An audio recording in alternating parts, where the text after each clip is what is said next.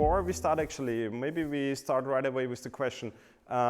Who was in the San Francisco Bay Area before of you? Who visited the area that there in Silicon Valley? And who was there with the company, like with your own startup or like really for business? One, we have one. Okay, good. So if I tell something where you object, please let me know. Headquarters was in Florida. In Florida, okay. But you went there frequently? Yeah, some business. Okay, very good.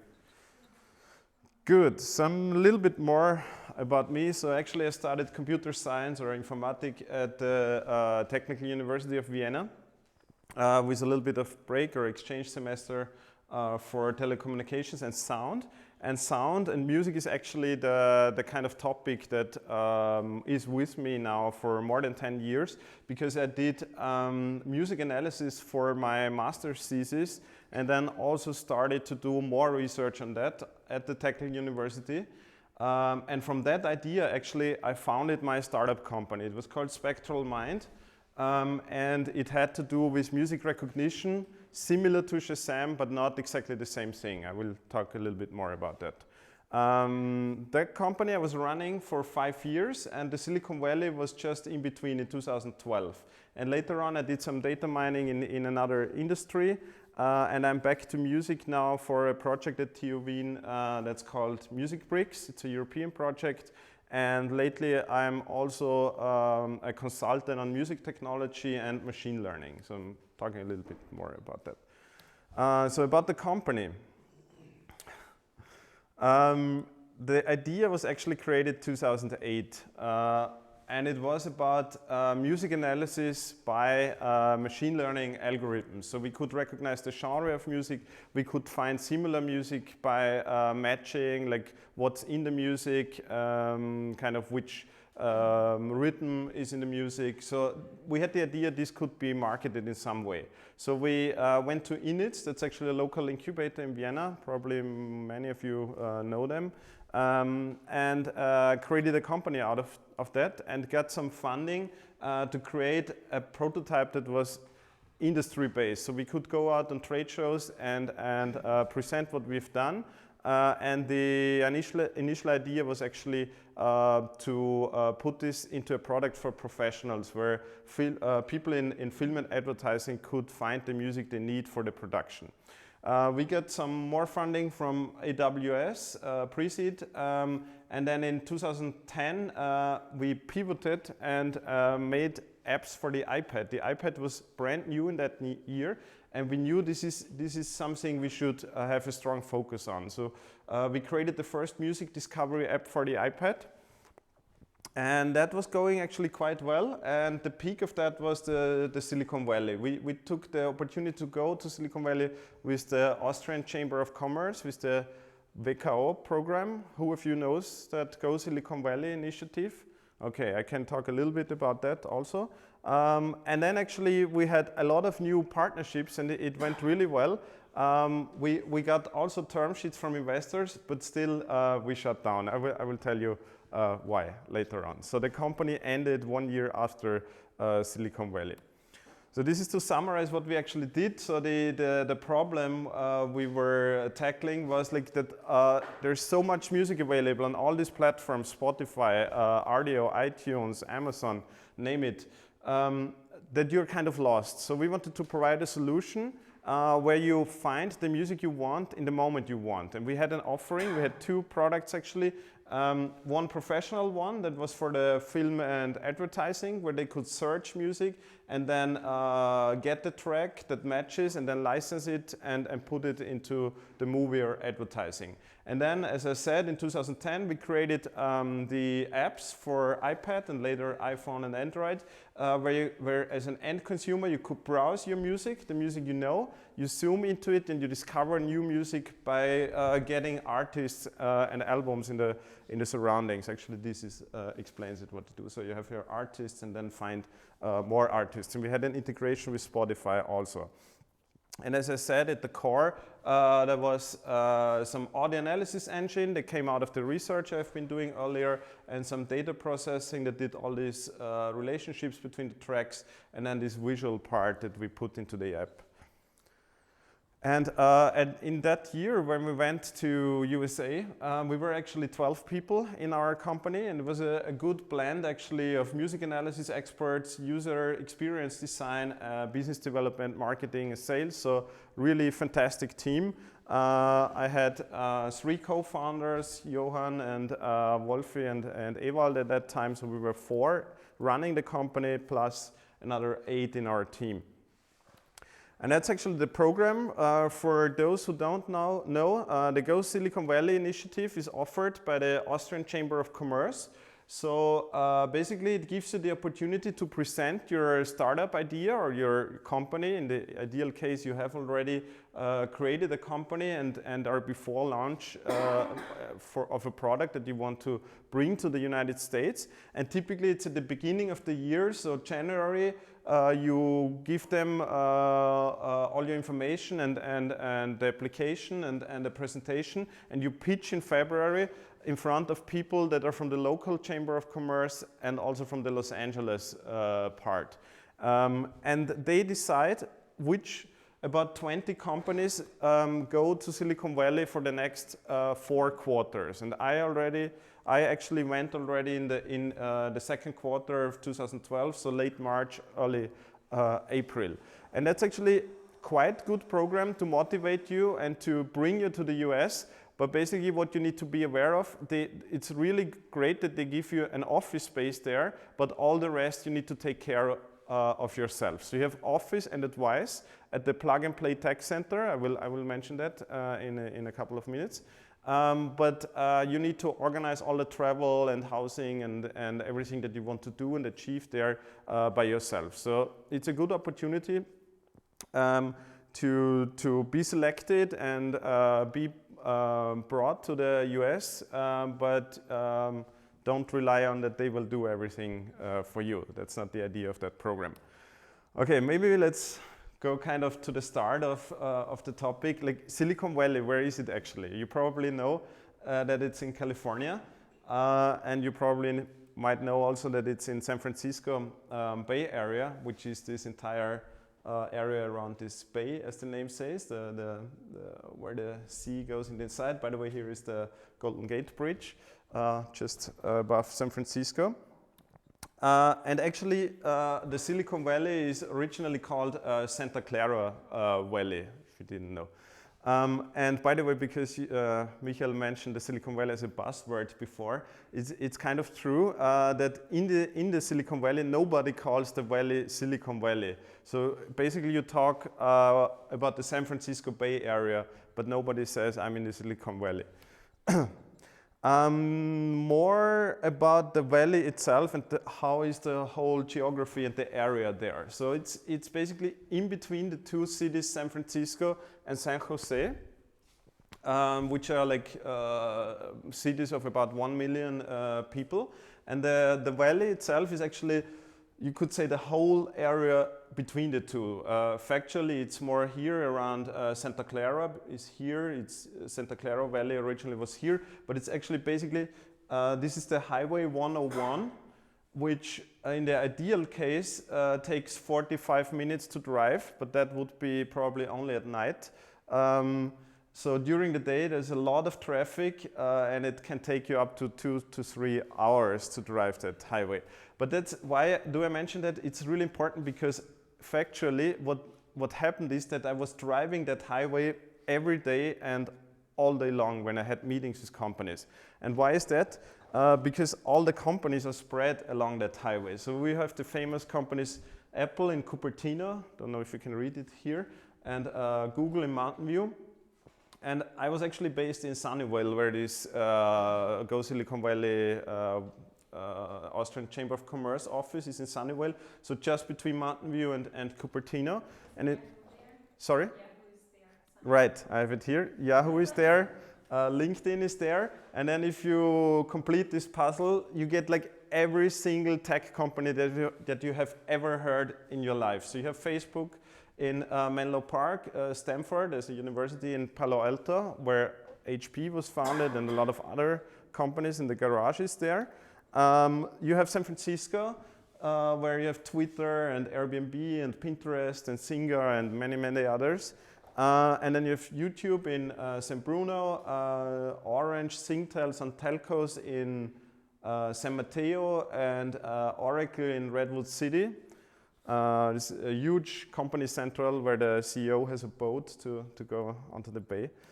And then you have Intel, Samsung, Hitachi, and a large number of other hardware companies in San Jose.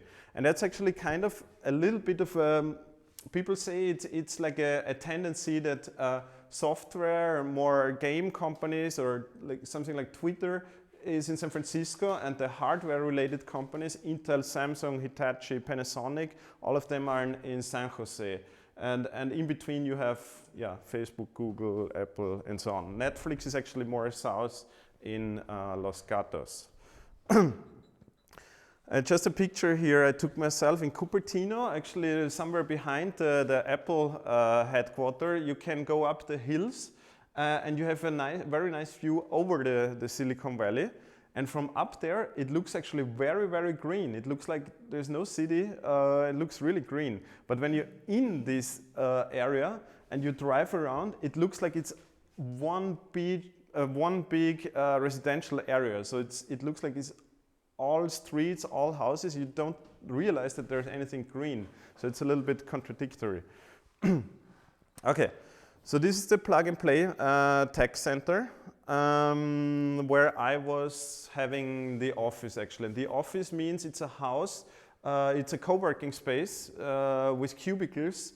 And the Wirtschaftskammer Österreich, with their dependency in Los Angeles, they rented basically one of these cubicles there, which has space for about 6 to 7 people, and they say 3 to 4 or 5 companies per quarter. So you spend 3 months there, and then the next companies come there.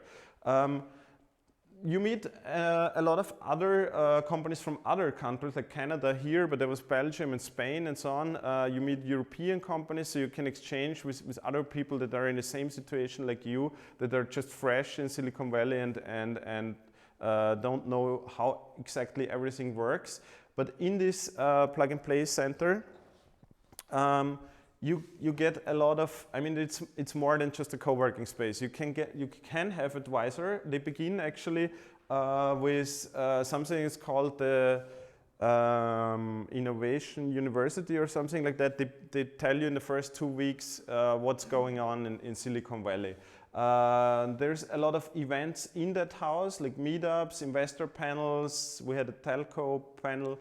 And there are people that help you with some stuff like coaching, advisors, investor relations, marketing, and some of these things is included. So the Wirtschaftskammer doesn't only pay for the office there, but also for these advisors. So you can make use of some of that. Others you have to pay separately.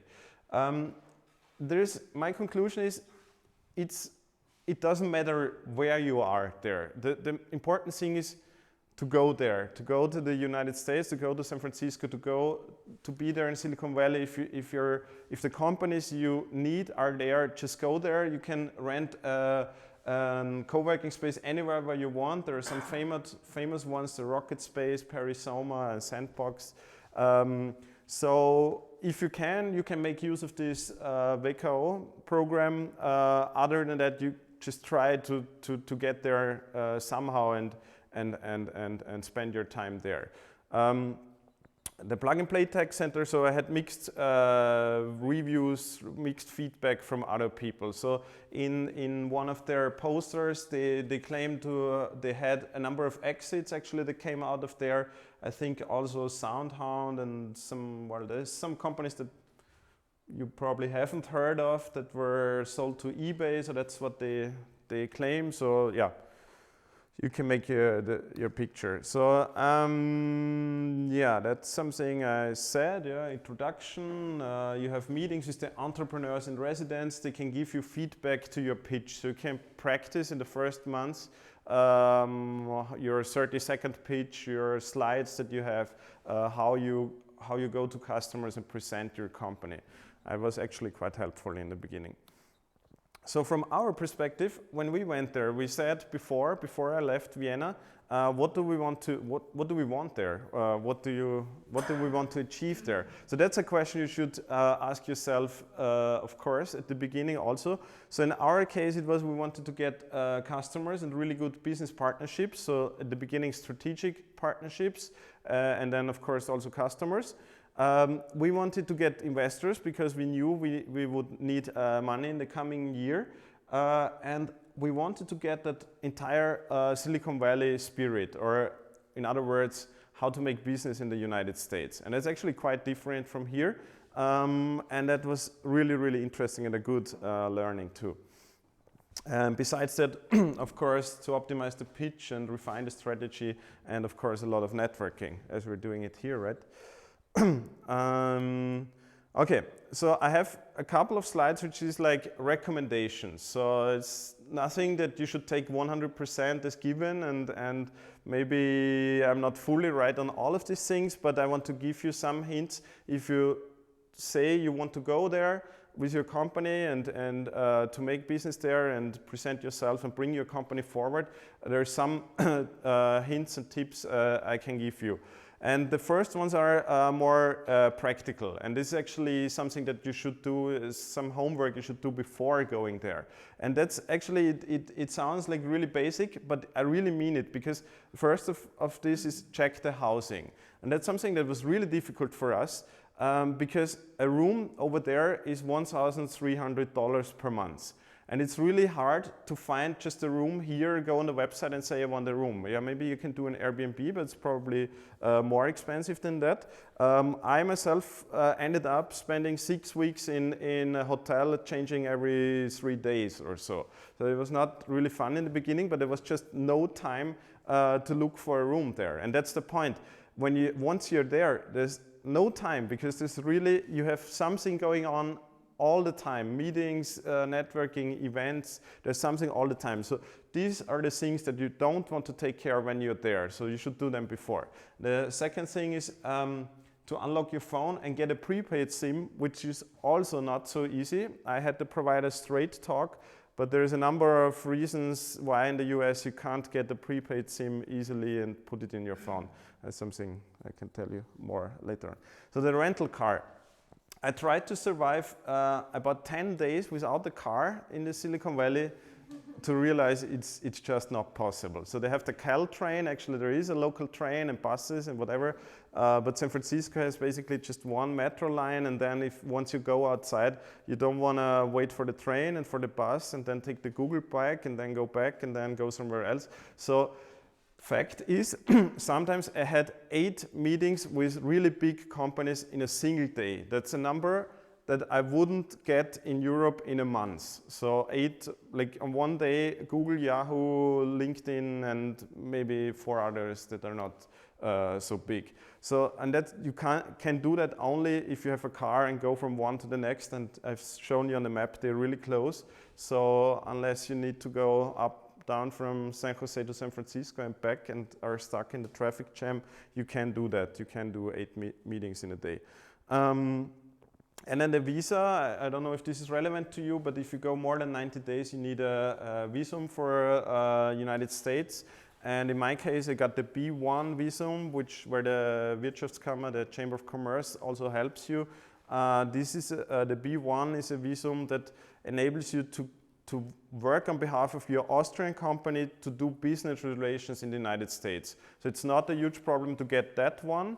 If you want to get a more permanent one where you apply for green card, or there's the investor visa and some other types of visa, probably you should get in touch with the consulate in Vienna or with some other people that have been there and did these other visas. It's a huge topic. Actually, you could do a talk on your own on this topic. I recently met the consulate and found that when you get the the investor visa, and you can take your children there. You can have a permanent residency, but if your children reach the age of 21, they need to leave the United States. So that's, I didn't know. Actually, it lasts for 10 years and enables you to enter the United States always for 6 consecutive months. And then you need to leave for a short time, but can get back. And as I've heard, without problems. But the thing is, United States, always the guy at the border decides if he lets you in or not. So if he finds something is dubious with your person and that you did something, he can say, no, you can't enter. But the visa itself is valid for 10 years. And always 6 months. So if you leave for a week, you can get back another 6 months. Okay, so really important topic is Silicon Valley events. And there's so many, I couldn't even make a list of it. And that's actually the most important thing there, because there is some weeks I wasn't in the office a single time, because there is this huge events which are 2 to 3 days where you can have a booth and are there and present your company, or there are the ones where you go on stage like I did for VentureBeat, MobileBeat at the very end. There is events that cost like $500 to enter, and then there are free ones that are called mixers for a certain topic, which is something like here. You gather in a co-working space, you meet people that have the same interest or same topic like you, and you exchange these ideas. In the United States, I've learned it's much more like speed dating. So you walk around, you talk to a person for 1 minute, and then the person either says, really interesting, let's meet again, let's have a follow-up, or it's not my topic, but I know this guy, he can help you, I put you in touch. So this is the typical 2 results you get. There's nothing like, I don't know, or just like I'm not interested. And certainly you would not talk like 10, 15, 20 minutes. It's 2 to 3 minutes, and the person will tell you, okay, I will go on and meet the next person. So it's really like speed dating. That was quite interesting.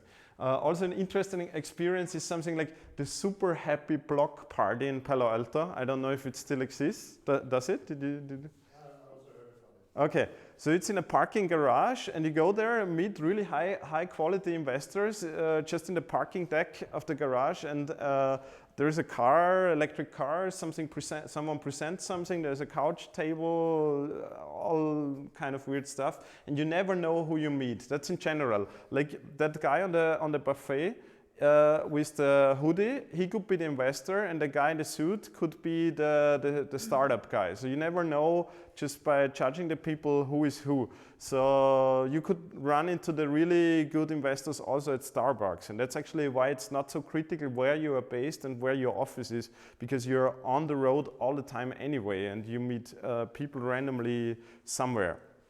Yeah, there's also 500 Startups is in Mountain View by Dave McClure. I was at that conference too, like 1 or 2 minute pitch on stage. So they're all different formats, but try out all of them and find out which are the ones that bring you forward the most. So another one is Startup Grind. I think it's a series like some other meetup things. So I was there. I actually put the date on 5th of April, just a few days after arrival, and it was with Steve Blank. Who of you knows Steve Blank? Or maybe his book, The Startup Owner's Manual. So he's the guy behind the lean startup, this whole topic of lean startup. This is kind of a movement. He was giving a really good talk, actually. Also on the secret history of Silicon Valley. It's actually, he gave a Google Tech talk on this one too. I didn't watch it completely, but it's on YouTube, you can watch it.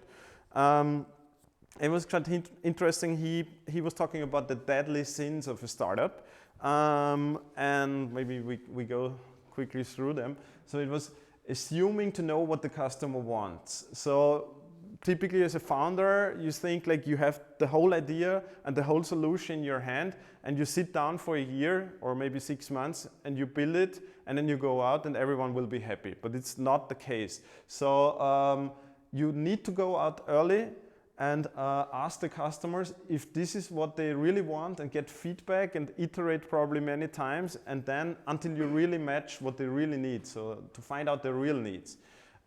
Same with the I know what features to build. And that's why you set this launch date 6 months apart, and you just work hard on that, but it's not working because of the same reason like before. So if the product is not ready, not fitting the customer's need, it doesn't help you. Same with too much emphasis on execution, so you need to test, learn, iterate. That's this spirit about. And yeah, as a conclusion, there's no value in writing a business plan up front, even though in Austria many people force you to do one. I hope I don't need to write another one. We had actually a 55-page business plan when we arrived there, which was iterated at least 3 times, and there was no value in it because I was never asked a single time in Silicon Valley for a business plan. The maximum was a 2-page or 1-page executive summary and a short pitch. Yeah. So at the maximum you write it after, but maybe you don't write it at all. So luckily, or sorry? It's like documentation. Yeah. So I had an original note here in my notes. It was writing a business plan up front is like an exercise for you how to write one. So later on you can make use of that, but not more than that. Yeah. On that startup grind with Steve Blank, the one that posted the funniest Twitter note got his book signed by him, and interestingly, I happened to be the lucky one, so I got the signature and the book from him, and I had a really big smile on my face. On this other event, the 500 Startups event, I don't have the picture with me. I didn't have that much of a smile on my face because this is Dave McClure. Who of you knows Dave McClure? He's rather tough. He's rather unconventional, I would say, and he's rather tough, so he can really give you a hard time on stage. So he basically gave me a number of questions. I was totally puzzled and didn't know what to answer. So this was one of these other striking experiences where you're on stage and are like really in a situation which is quite tough. But I learned from that later on. I had another big presentation. So in between we had some of these. This is my co-founder Hans Waldherr, by the way. This is our iPad app, and we had like funny, like this was actually from my booth in Las Vegas. We were in between in Vegas for a big conference. But this was one of these medium-sized events where you have a little booth and can present your demo, and people come and try out your app or whatever you build and talk to you, and you exchange ideas and so on. So the biggest one for me was the Venture Beat mobile beat that was at the end, early July, where I pitched in front of like 600 people. I think I had like 4 minutes or something, and the panel was Verizon, Nokia, Sequoia Capital, Tandem Capital, and DN Capital. So it's larger corporates and quite some of the larger VCs there. Yeah, there was like 5 to 6 companies pitching and only one made it. But in preparing this event, I got in touch already with at least the guy from Sequoia Capital. So it was a good way to get in touch with these investors, even though I didn't win the prize that was on this event. So that's one reason to participate in these events, because it gets you in touch with a lot of people that otherwise you wouldn't get to these people. This is a very important one. I learned only after 2 months. Forget about European decency. And this is something, I had Belgian people, so we were a bunch of European people, and you go on stage and you give one of these PowerPoint presentations that you're used to do over here in Europe. And then there's the American startups there. I mean, it's highly competitive there, that's clear. I mean, you have 20,000 startups, I think, in the Silicon Valley, so really a lot. But they go on stage, and I have seen someone fighting as a Viking and really crazy things, like really a battle with swords on the stage and all kind of really, like I was sometimes sitting like in one of these, I was feeling like in one of these TV shows. You sit there and a literal battle is going on stage, not just like a verbal battle. So this is like, after a while, people start telling you, so don't hold back, talk, interact with people, show off, whatever. Forget about this decency and go out of you as much as you can. And same holds true for your ideas. So over here, before that, our advisors told us you need a patent. Don't go out too early. Don't talk too much. Protect your ideas. And there, it was the completely opposite. So it was go to Starbucks, tell anyone about your idea, reflect, tell the idea, and really random people come up to you and tell you, why don't you do it this way? And you start thinking, yeah, why not actually? We never thought about that. And if you always talk to people that are in your area, in your domain, and in your company, and your advisors, you never get this feedback. So you really need completely different feedback from outside. And that was really, really helpful there to tell really anyone what you're doing and to get so much feedback. I mean, after a while you have to filter it, but it's really helpful. So in the end, it's about relate, rethink, revise. You need to revise anyway, and better you do it like with a lot of as much feedback as you can get. And the last one reflects to the first one, so don't be shy, never. Because yeah, all the people are shy, they don't get in touch with the people they want to get in touch actually, and others will.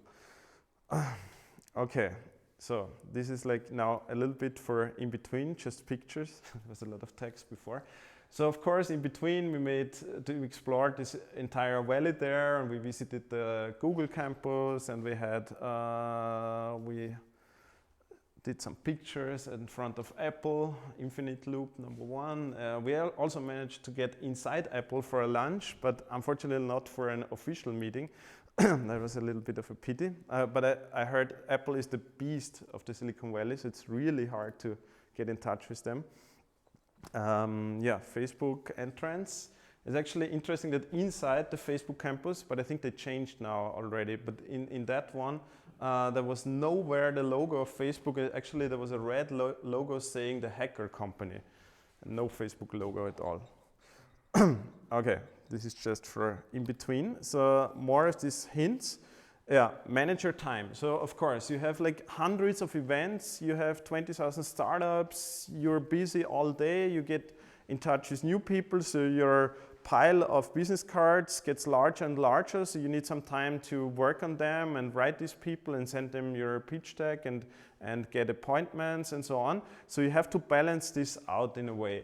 To go on new events, but at the same time keep in the loop with the people you already met, take important company appointments and so on and so on. And in between, also don't forget, if you have your main team in Vienna and you're just 2 people there, to hold regular Skype meetings with your team at home, because otherwise they feel really lost. So it's really good idea to report heavily and frequently what's going on, which is a little bit tricky with 9 hours time difference, but you can manage to do it. About the appointments and the meetings with companies, one thing is that you can get appointments really, really quick. I was surprised by that. So you meet some really senior investor guy or some senior vice president of someone at Samsung, and he will probably give you a meeting the next week or 4 days after, or maximum 10 days after. It's like in Europe, I was more like you call and then you get a meeting in a month and you need to travel somewhere, and it's really much harder. But there you get it in a couple of days. Sometimes it happens that they're canceled also, like 1 day before, but then you get another meeting again 5 days later. So this meeting appointments is not really the problem. It's actually quite flexible, and people tend to be. It's okay if you're a little bit late at meetings, because this annoying traffic jam that hits everyone is all the time. Everyone goes on the same highway, so everyone is. Yeah. Is it? You said that you've got a huge schedule, a really full schedule. Is it better to show up with your whole team that's over there, or is it better to split up to be able to manage to go to more of these events? I think it's definitely better to split up. So both on the events and at the appointments. People don't expect you like 4 or 5 people. So 1 or 2 is enough at one event or at one appointment with a company. Maybe at one point, a later point in time, the investors want to see you as a whole team. But other than that, in the early meetings, it's enough 1 or 2. Okay, then plan ahead. So like I said, you should prepare going there, but also during the time there. Well, we're here for a meetup. I discovered meetup.com when I was for the first time in Silicon Valley. So there's a lot of things going on meetup.com. There's also plancast.com, Eventbrite, and probably a lot of others where you can see regular events or irregular events announced, and you can search by topic or your domain or even by the area. There are some newsletters, but it's a little bit old-fashioned. Facebook groups, of course, and the Austria Go Silicon Valley Facebook group is actually quite good for both having questions beforehand and then also locally when you're there to meet people who are there at that moment and so on. Okay, venture capital. So you should ask yourself, what do you really need? So we were a little bit naive in that perspective. So we wanted money, of course, but how much you need, who do you need? That's all questions you should decide beforehand. There's business angel versus venture capitalist.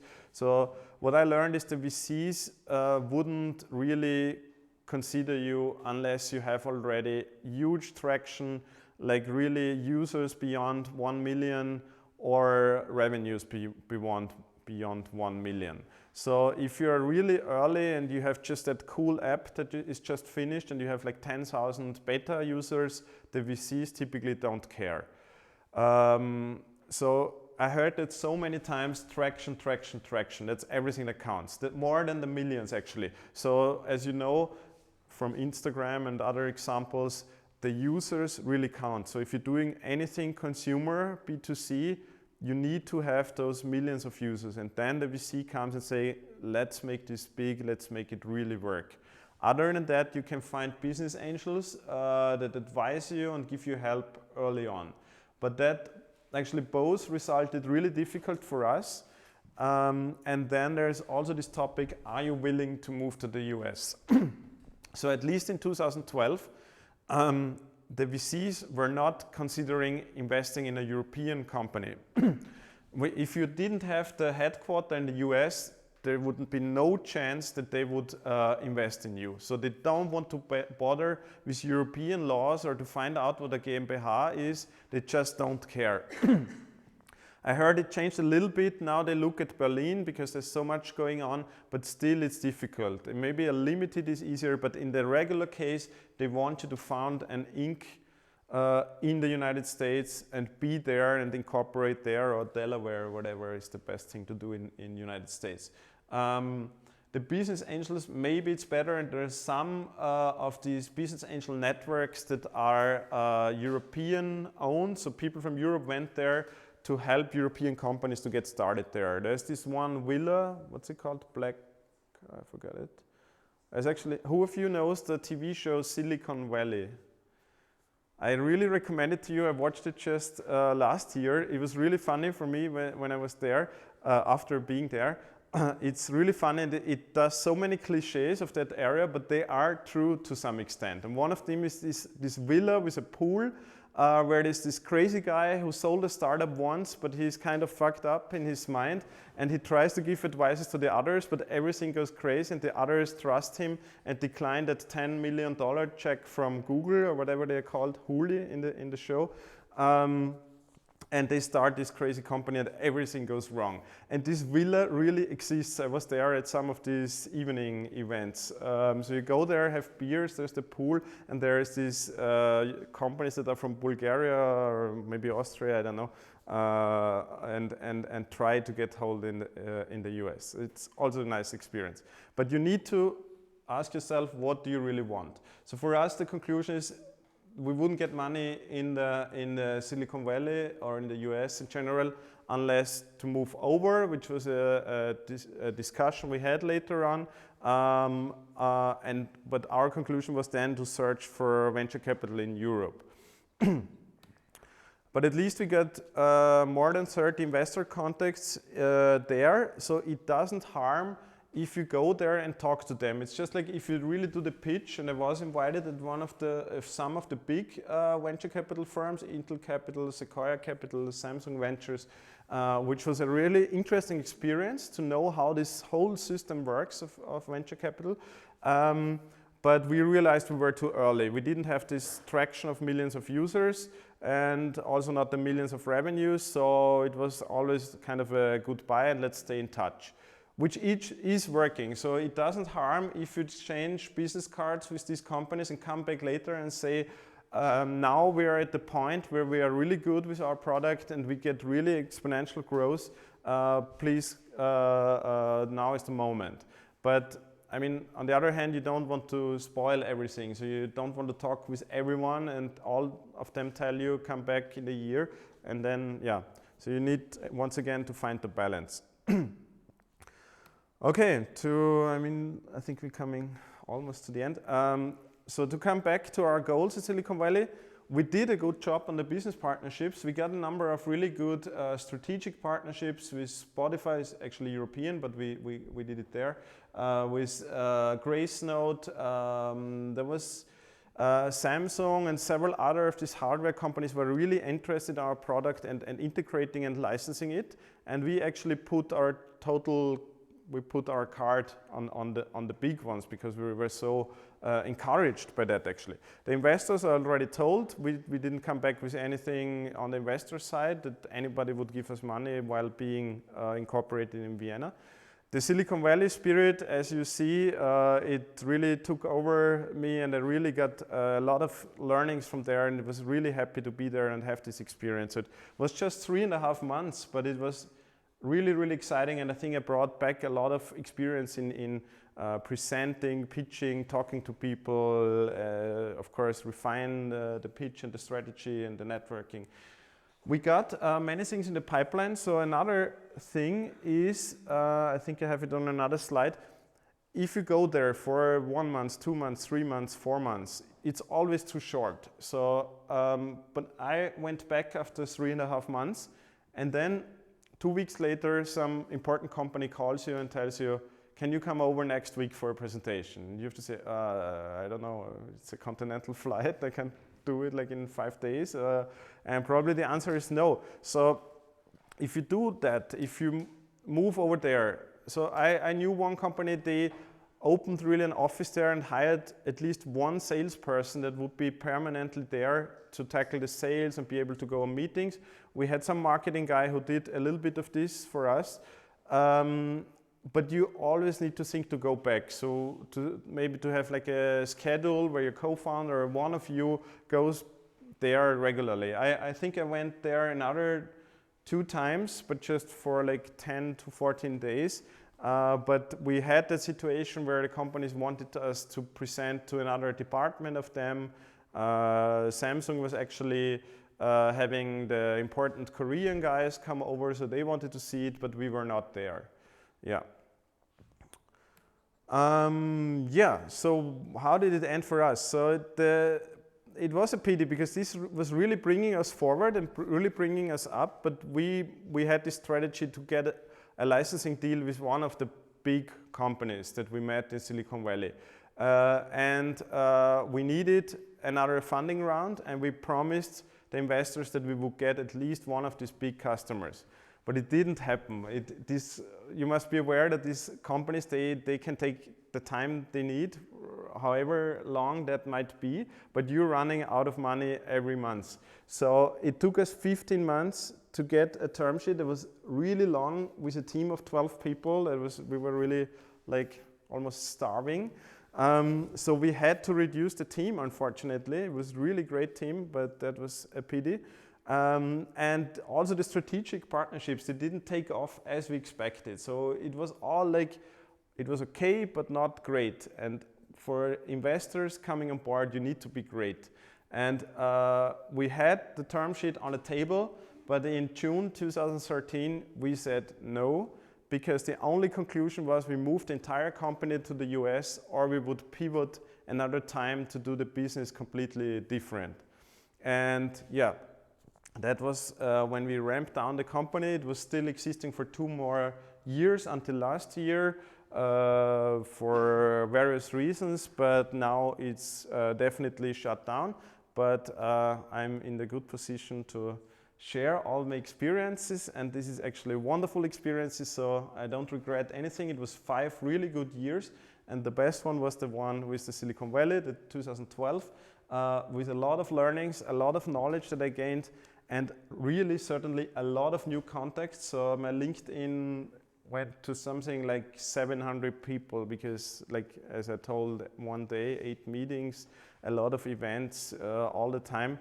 I also got new friends, of course, and this really positive entrepreneurial spirit that hopefully you have as well, because this is the most important thing. I hope you have it here already, but you need to take it over there. But in Silicon Valley, this spirit was actually increasing a lot, because there it's really, the people have a really, really positive mindset. So they are always like, this is awesome, show me more, and so on and so on. And this was really giving you a drive and a motivation that I didn't feel myself over here in Austria. It was really, when I was there, the days were typically really long, a Skype with the team in Vienna in the morning, and then a full working day, and then sometimes 3 to 4 events in the evening. But it never felt like work, because it was really, the spirit was so good there that everything was working just really great.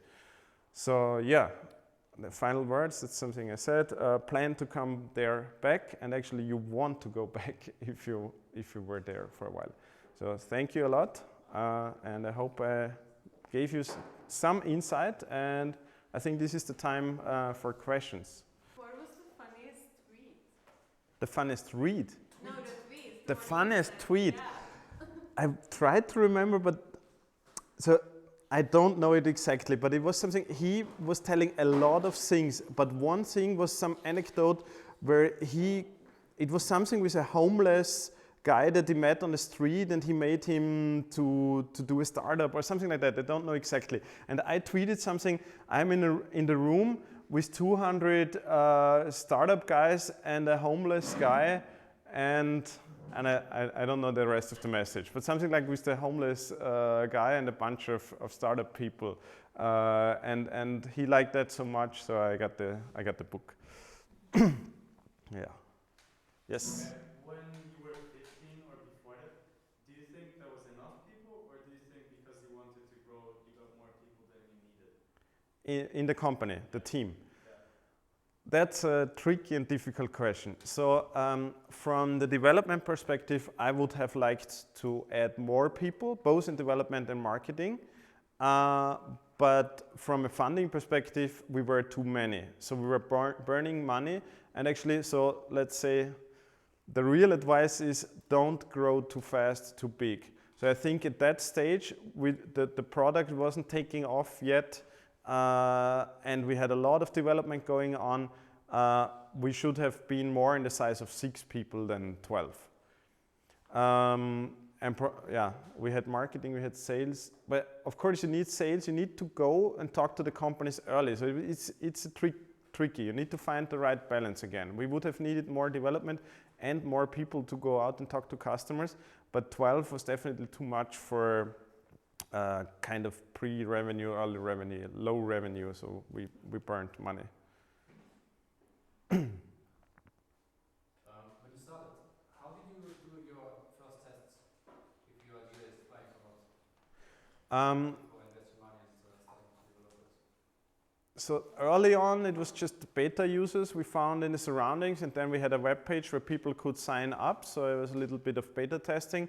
But the real customers, the first ones we met at trade shows. So we went on trade shows first just by audience. So you walk around and meet these companies and have a laptop or whatever, iPad now, with you, and show what you can, what your product can do.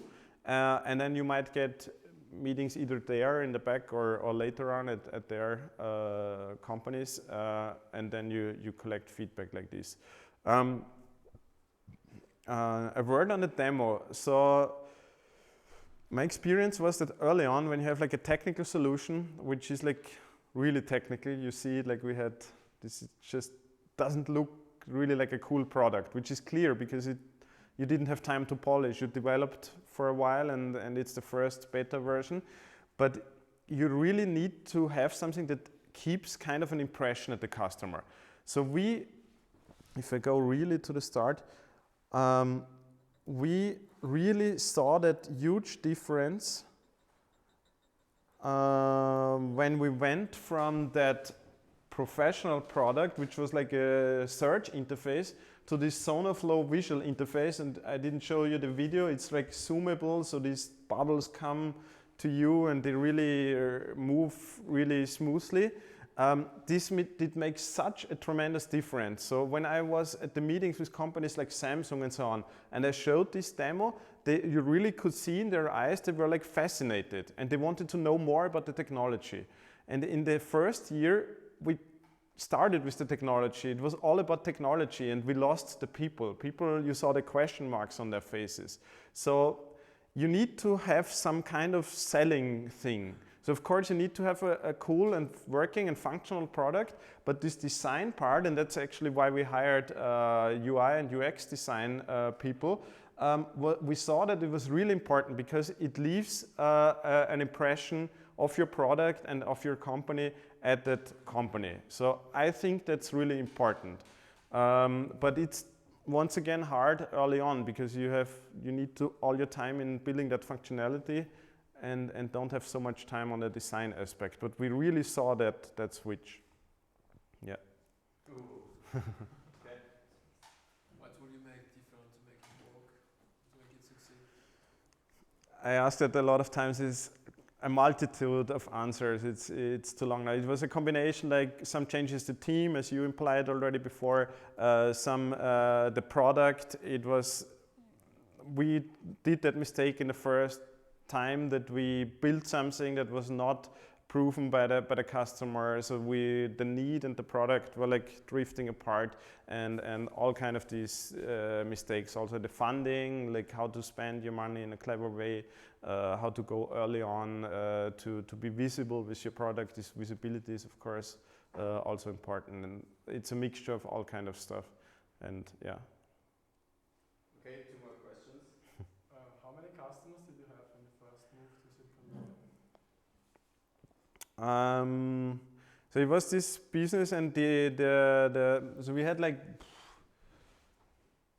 15 to 25 of businesses who were testing this, and we were talking to one about licensing and incorporated in a larger US software product. And for the app, so we plan to have the new version 2 launch in the time I was there. And before, it was like the first version, it was not so sexy. And that one had about 70,000 users or downloads at that time. I don't know the recurring users, was not so high the percentage.